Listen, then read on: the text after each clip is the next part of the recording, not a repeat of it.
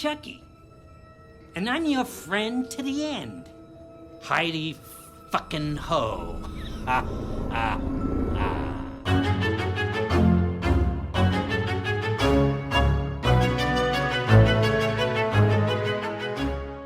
You Good, did how are an you? interview with my sister. She loves you guys. I think. I think she did. I don't know.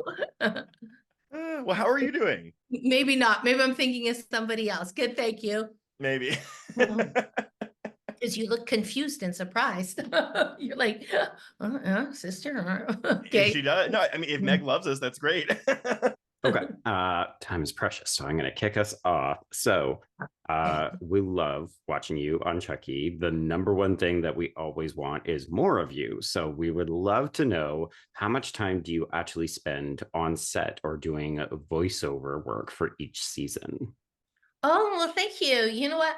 I'm actually really lazy. So most actors, when they get a script, they're going through to see how much they have. I'm going through to see how much time off I have. I love going in. Tiffany saunters in. She says something snarky. She puts out a cigarette. She walks out of the room, grinding the cigarette underneath her heel. So I really enjoy not being in every single scene. And the other actors, they have so much to do. Like last year, they had an exorcism scene and they're sitting around on an airless set soaked with blood for 3 days. I'm like, that's not for me. Tiffany has to look fabulous. I like to go in, get my licks in, and then leave. But I think every season there's a couple of episodes where I am not. Somebody is knocking on the door. Okay. I think she put a sign on the door saying, interviews are that's why publicist there. Look how she was hunching over, pretending like you couldn't see her. She tried so hard. Yeah. She was working it. She was working it. I think it's my morning cocktail. I can't start the day unless I have cranberry juice. So anyway, I like when I don't have a lot to do because we film in Toronto. I love Toronto. I have a nice apartment in Yorkville. I wander around. I go to Italy. I buy groceries. I pretend like I'm a single girl in the big city. Like Meghan Markle. She used to film in Toronto. I'm like, I'm Meghan Markle, except for nicer.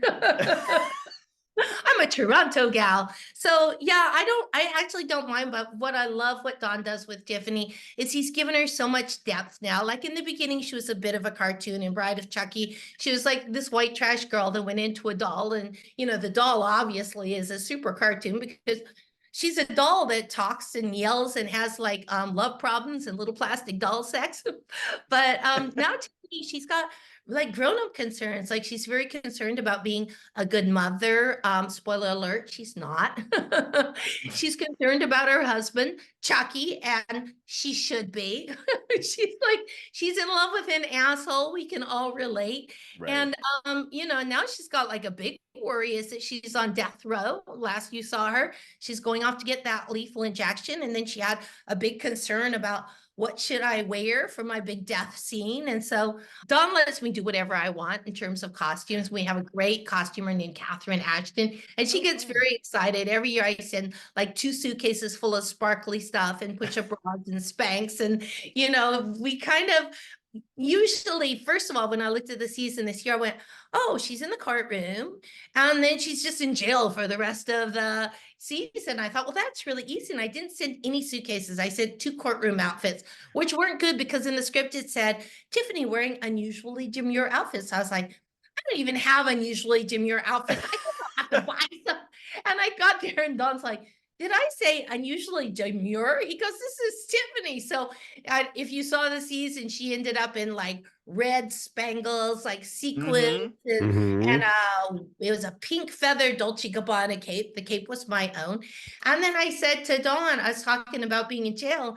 And I said, oh, well, she's just wearing a uniform for the rest of the thing. And I had all these pictures like women behind bars, all those exploitation movies of the 60s. 50s. And I said, I know it's, not realistic, but can her, prison uniform be really low cut and really short? And can she wear fishnets and stilettos? And he goes, no. He goes, she goes to jail, but then she voodoos the priest. And then they bring her sparkly, fun outfits to wear. And I go, really? He goes, yeah, do you think I'd let you go through the whole season in a prison outfit? This is Tiffany.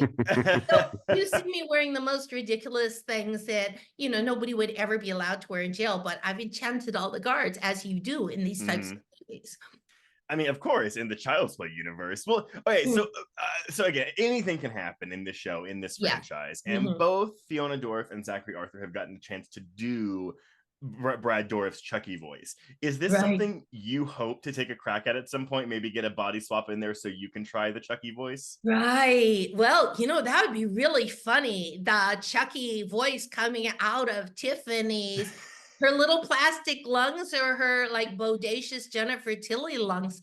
I wouldn't put it past Dawn. I think I better start working on my Brad Dourif impersonation in case he throws that at me.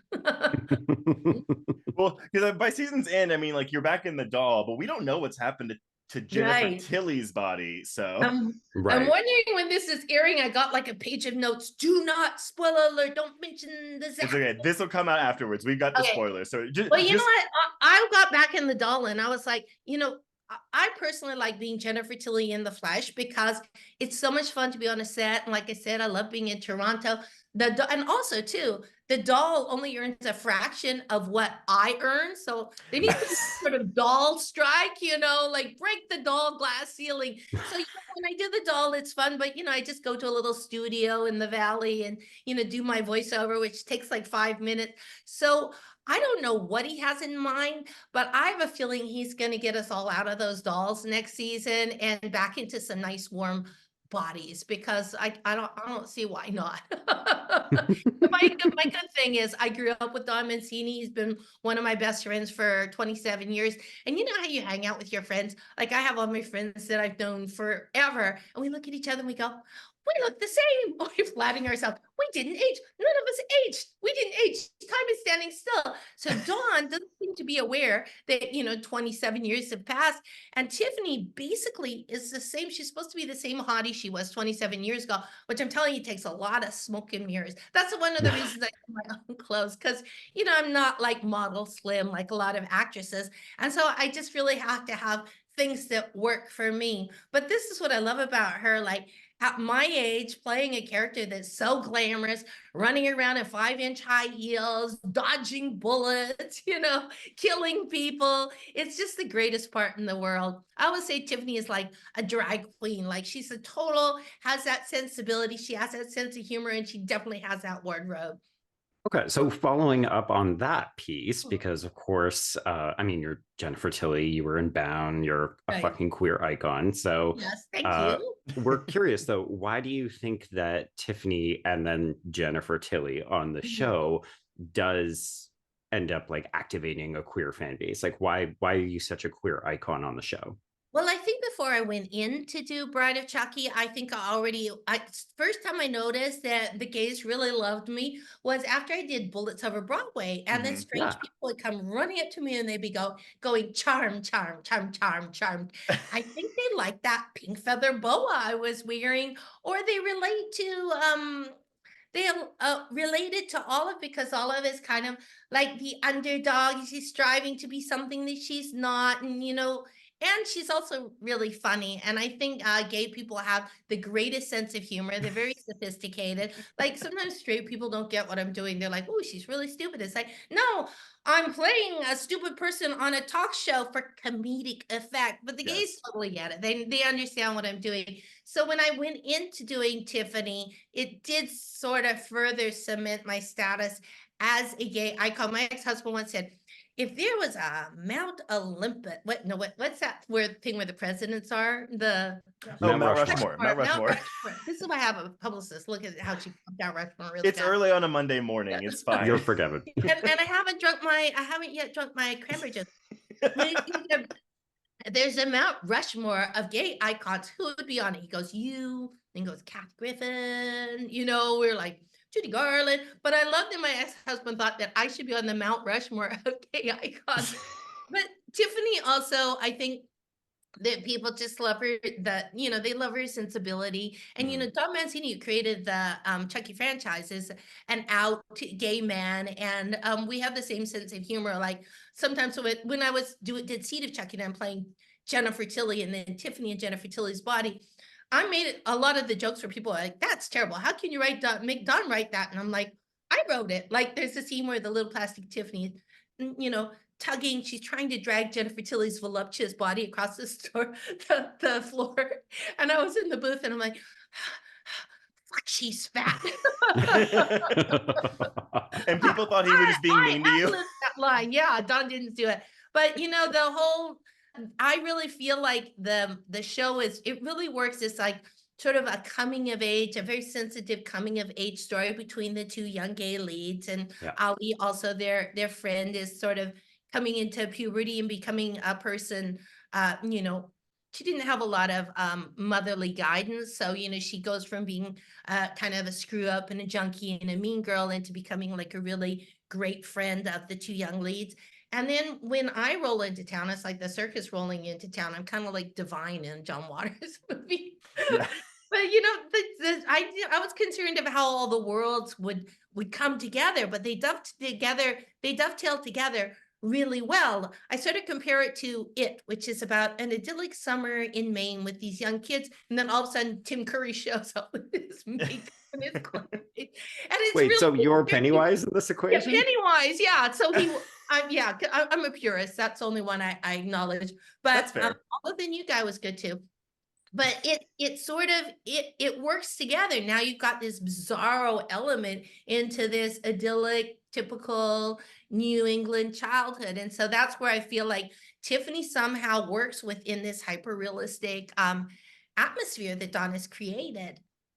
And Chucky does too. I mean, it cannot be a sensitive coming of age story when the title of the show is Chucky, and you have a doll named Chucky that's running around killing people horrifically. We get the most rave reviews. We're currently 100% on the tomato meter, which is very unusual. Usually there's someone that wants to spill, well, I only give it 3.5 stars because Chucky's not scary. There's someone that wants to spoil the party, but we're 100% on the tomato meter. It's beautifully written, beautifully shot, but we're never going to get we get Saturn Awards, but we're not ever going to get any Emmys because the name Chucky is in the title. Chucky.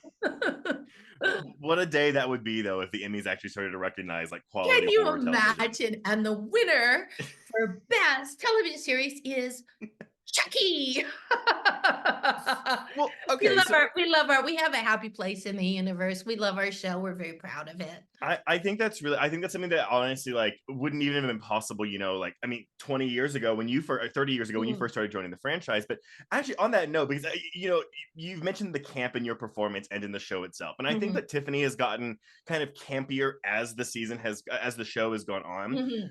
One thing personally for me, I always liked the kind of femme fatale nature that Tiffany had in Bride of Chucky that I don't think she's really had since that film, only in fits and starts. Is that something that you think maybe in future seasons, like you'll become kind of a more assertive femme fatale Tiffany, or do you think that Don's going to keep you on this more camp through line? It's kind of don't blame Don.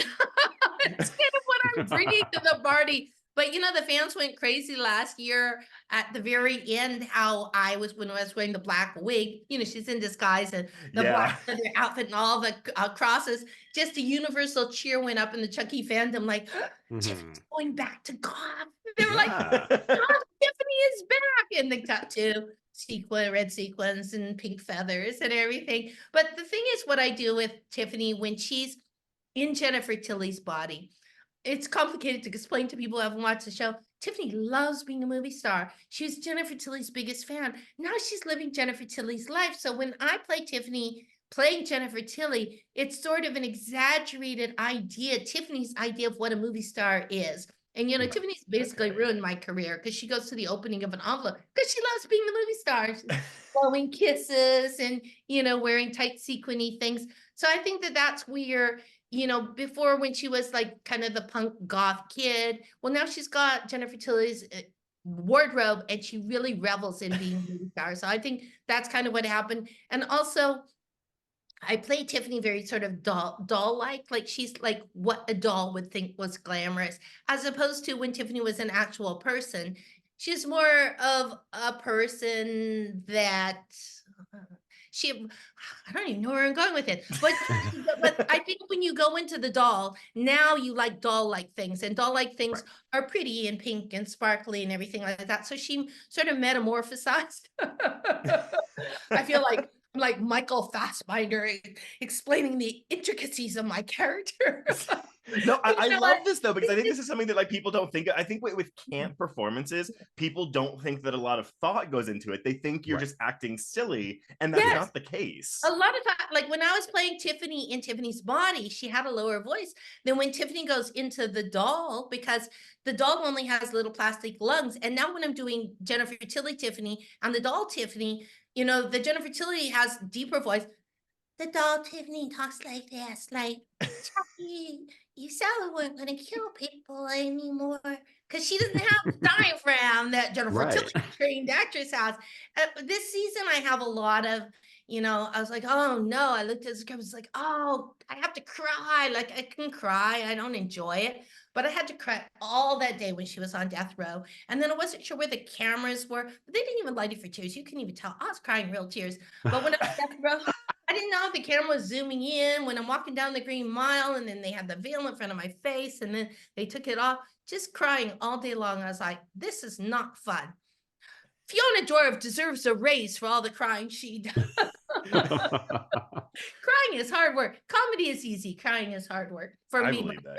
I'm really good at it because I've had a sad life, but I prefer not to do it. I was gonna say I can think of so many shots of just you doing the single tear thing, like in so many of your Mhm. films. Well, the single tear thing, like my person saying Whitney saying I have to wrap up. The single tear thing, when you see people pretty crying, like I won't name names, but when they're just so beautiful and their face is motionless, a single tear rolls down their face. I'm an ugly crier. A lot of times that's where they squirt the stuff in the eye and then it just Yeah. rolls out. Like you don't have to contort your face to get that tear out. Right. So the beautiful cry, I think a lot of times is the makeup artist running and blowing the little thing in your eye, like, and then here comes the tear. And you know, you can do the face that you practiced in the mirror and look beautiful while you're sad. Okay, so Don Mancini is obviously wrapping up season 3, but he has been doing press and dropping hints that he might be interested in returning the Chucky franchise to films. So we're curious if that would be something of interest to you, or would you rather see the series sort of continue on? Like, do you prefer working on one over the other? When he got his deal to do the series, I think he got it was a package deal, and he was going to do the series, and also I think he had 2 movies in his deal. So Don loves me. He loves, you know, you see he reuses the same actors over and over again. I think there's always going to be a little place for me under the stairs in any of Don Mancini's endeavors. So I would love to do both. I mean, and it's fun because a movie is a different animal than a television series. And, you know, I want to be involved in anything he does. I think he's a genius. Mm-hmm. And we hope for fingers crossed for season 4. Yes, ours are also crossed for y'all as well. Especially, we don't know what the pitch is for season 4, Right. but we've heard it's a wild one. So. We don't know, but the way season 3 ended, it's got to be a wild one. I mean, 'cause Right. it's already starting off really bizarre and weird. Well, Well, guys, thank you so much. It's great talking to you. Even though yes. you're not the people that talk to my sister. That's About okay. that. But I'll see you next time, next season. Thank you so Hopefully. much. Have a great day. Thank you. Bye. Bye.